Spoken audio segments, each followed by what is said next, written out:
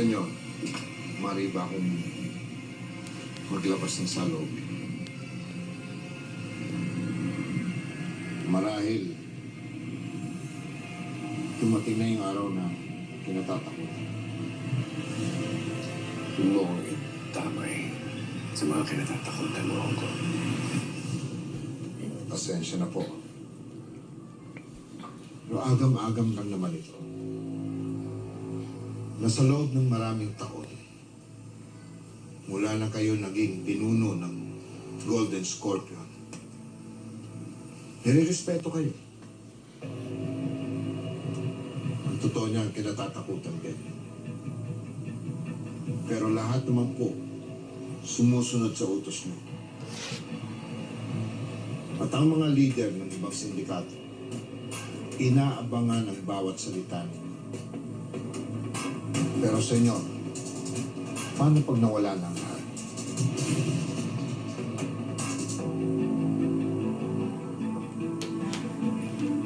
Alam kong gusto mong tubukin. Nakahingaan ko si Elias. Na marahil siya magiging susi para mawala ang tiwala sa akin ng lahat. Na siya magiging rason ng aking pagbagsak.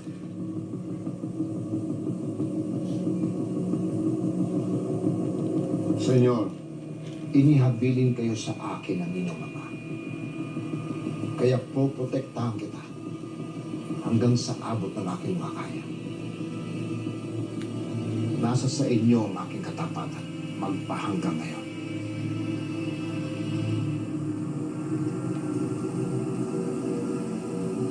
Minamaliit mo na yata kakayahan ko. Ngayon mo pa ba ako questionin, Hugo? Ayaw ko lang po na ang mga ibang leader ay mga klas. Oras na malaman na ang buong katotohanan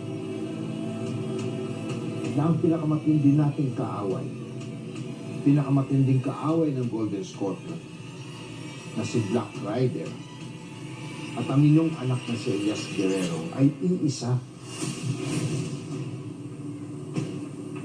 Baka sabihin ng iba, nagpapasok ka ng isang kaaway sa sarili mong bakuran. Walang mangyayaring pag-aaklas. Dahil dugo namin ang bumuo ng sindikato ito.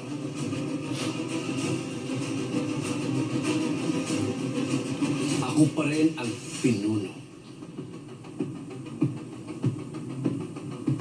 At habang buhay ako, lahat sila, lahat kayo ay susunod sa gusto ko. Ako pa rin ang magdidesisyon sa bawat galaw ng grupong ito.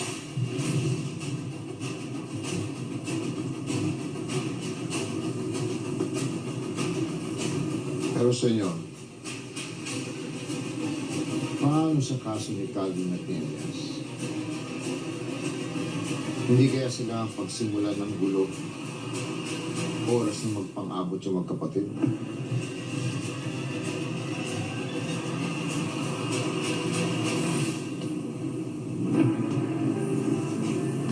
Ako ang ama ng dalawa.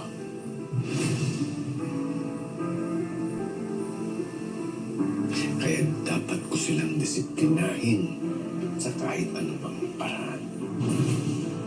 Dapat silang sumunod sa akin sa ayaw at sa gusto nila.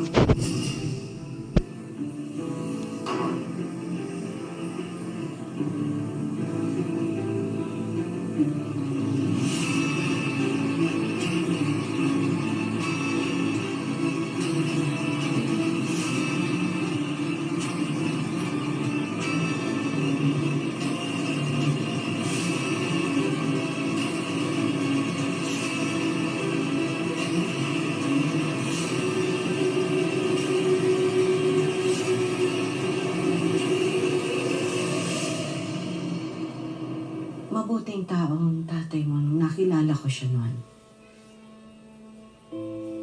Noong mga panahong sinubukan niyang talikuran ng sindikato at mamuhay ng normal.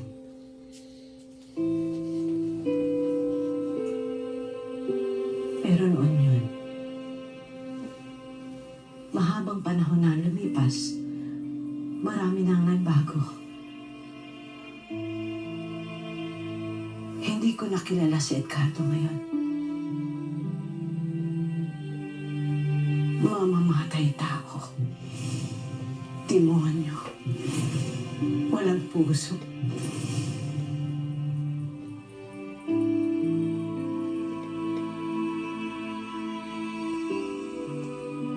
Yun ang totoo niyang pagkatao. Itinago lang niya sa akin noon.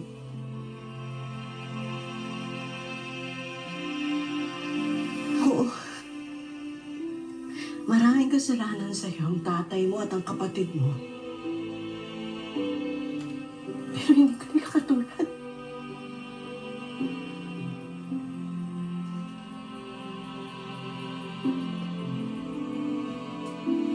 Hindi ka mamamatay tao. Hindi ka masama.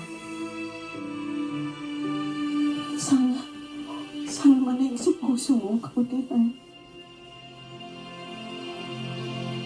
Sana mahal mo sa puso mo ang pagpapatawad.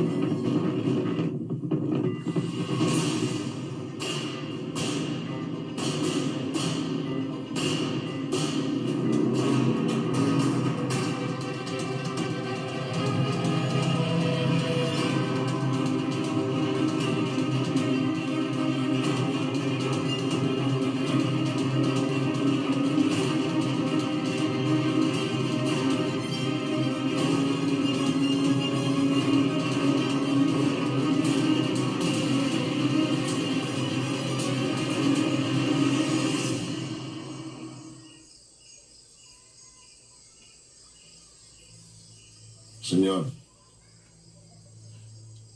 sa pagkakabanggit nyo kay Elias kung saan tayo pwedeng matagpuan, sakaling gumanti siya, hindi kaya tayo malagay sa alanganin.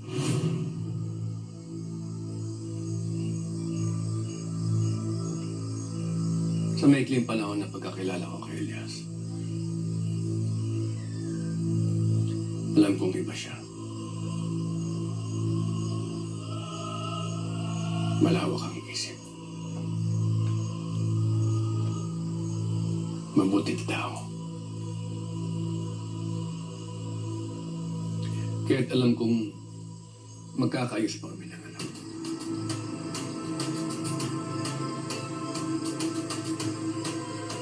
Bibigyan pa niya ako ng isa pang pagkakataon. Pero senyor, sa ginawa ni Calvin at ng grupo niya sa pagkawala ng asawa at anak ni Elias, palagay ko naman sukdulan hanggang libingan ang gagawin ng pagganti. Hindi lang sa grupo ni Calvin, hindi maging sa atin bilang Golden Scorpion. Walang imposible, Hugo. Hindi ko alam kung bakit.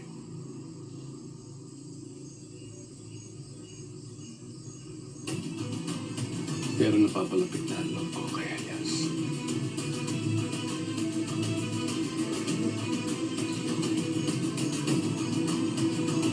Senyor, ganun pa man, walang mawawala. Kung hindi lang doble, pero higit na pag-iingat ang dapat natin gawin. Hindi lang laban sa mga kaaway natin, kundi pati sa iyong pamilya na rin.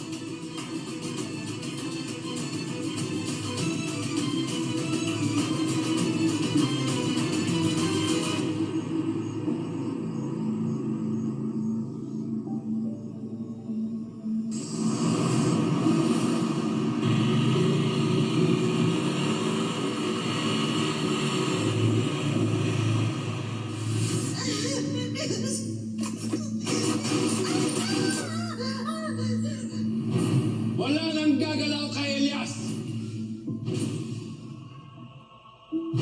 Sa ayaw at sa gusto mo, mamamatay na ngayon si Elias. Sinabi ko nang wala nang gagalaw kay Elias!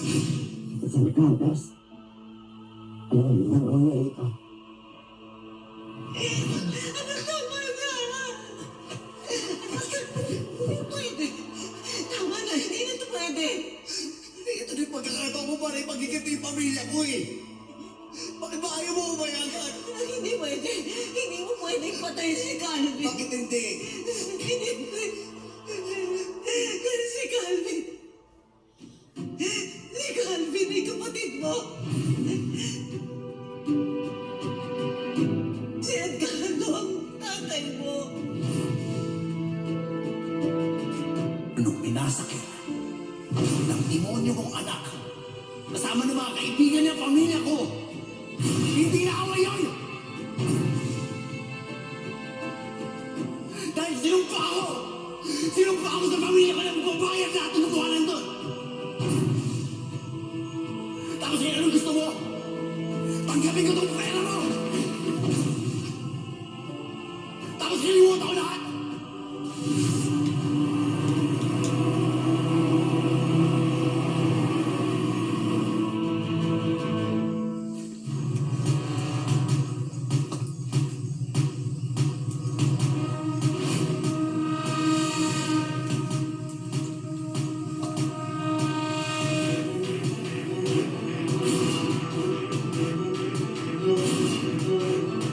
Hayaan niyo mag-usap kami. Ibaba niyo ang mga baril ninyo.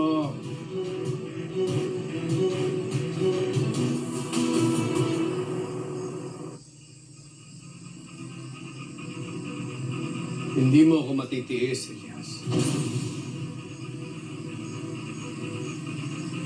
Welcome ka sa bahay ko. Hindi magtatagal ay tuturi mong bahay mo na rin ito.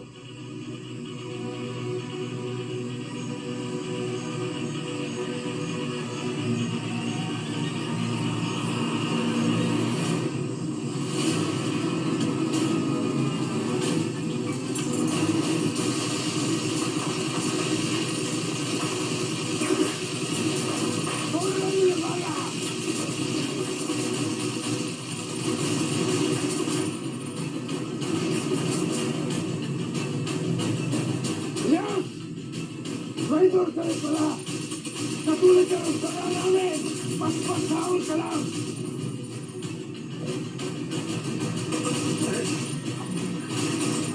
Akisin mo!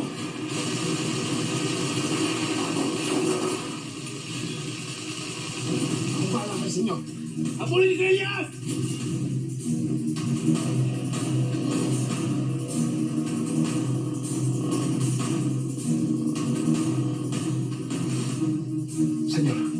Kumusta kayo? Wala ito. Teresa na bahala sa kanya.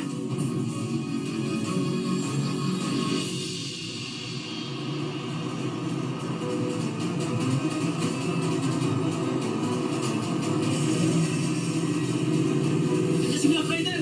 Teresa, hindi kayo.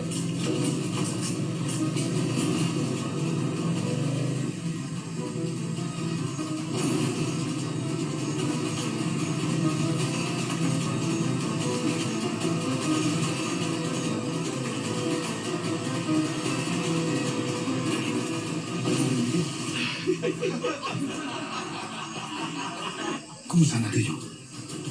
Mabuti hindi rin napuwan.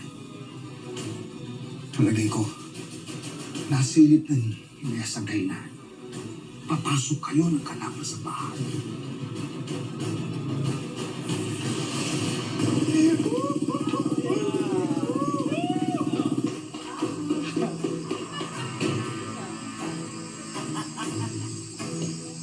Basta plano, ha? Imposible supply. Pablo, ang galing ko. Ang galing-galing ko.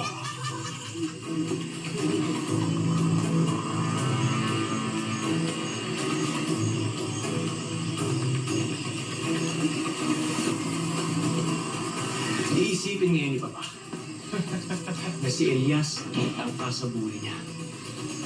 Ngayon tingnan natin kung tatanggapin pa siya bilang anak.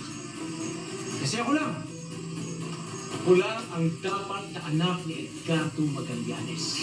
Tuloy ang pinagay natin! Alvin pa din ang nakapagmana! Kawawang Elias, walang kamalay-malay. Di ako matatakot na papapatay na siya ni Senyor. Si Calvin? Linaw ko si Senyor. Papanggap bilang Black Rider.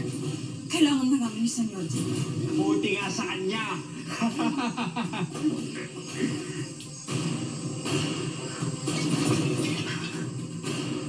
Sino yun? Tao.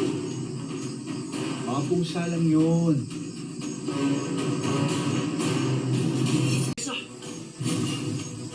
Makita niya ako, baka alam niya na ang totoo! Hindi ako papayag na babae lang masisira sa plano. Hanapin niyo!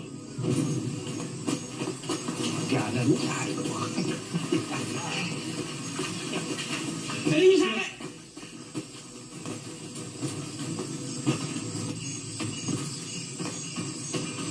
Hoy!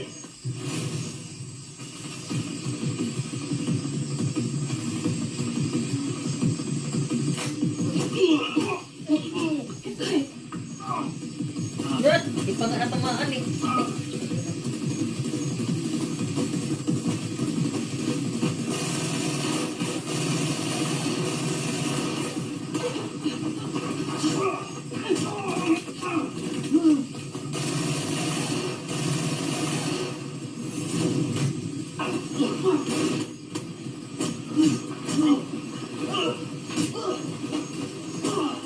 Alvin!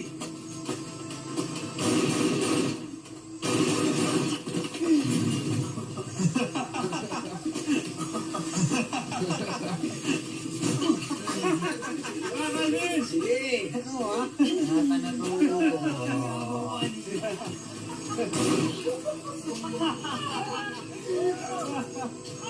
Ano? Ha?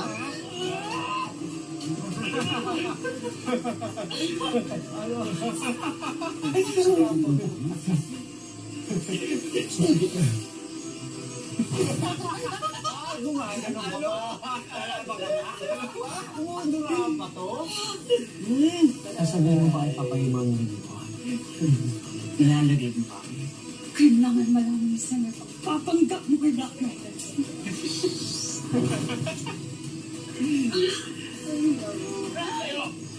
Alam mo, walang makakapigil sa mga plano ko. Kahit ikaw. Sige na, alam niyo ang gagawin ko.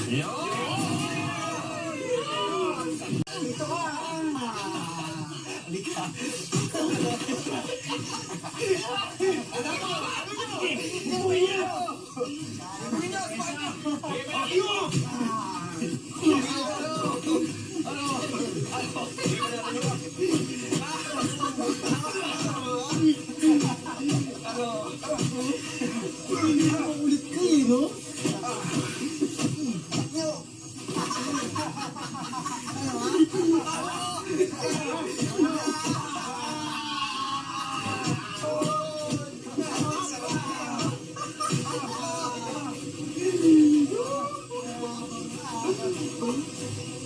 na to.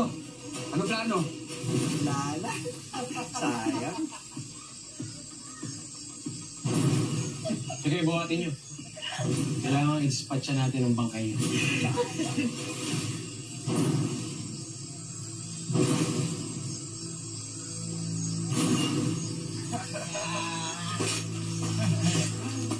Ano, ayos na ba yan?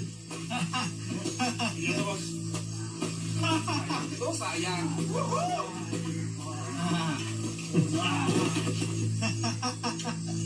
Ano? Gawang buena mano sa hukay na yan. Sige na. Ihulog yun na yan. Tulog na natin.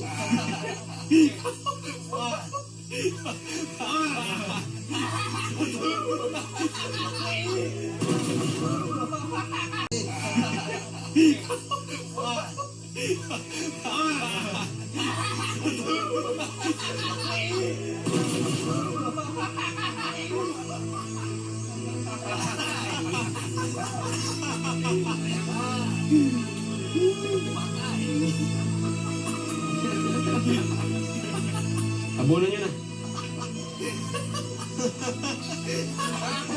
Sayang na!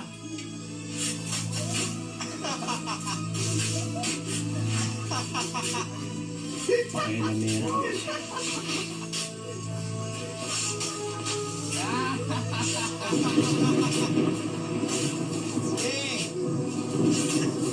Ano, ayos na? Tara na, makabuti ba tayo ng ulan?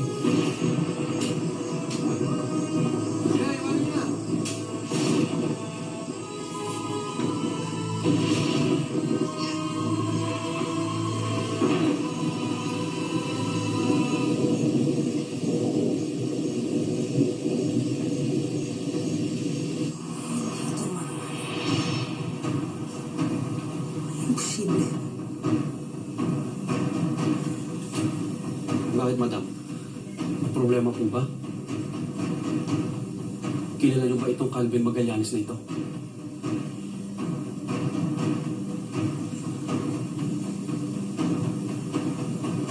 Tawagin mo si Neil.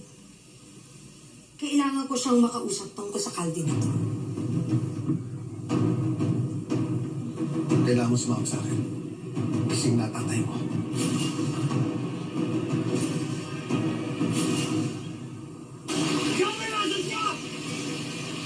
Nagamot si Elias kay Calvin. Magharap sila at magpatayan.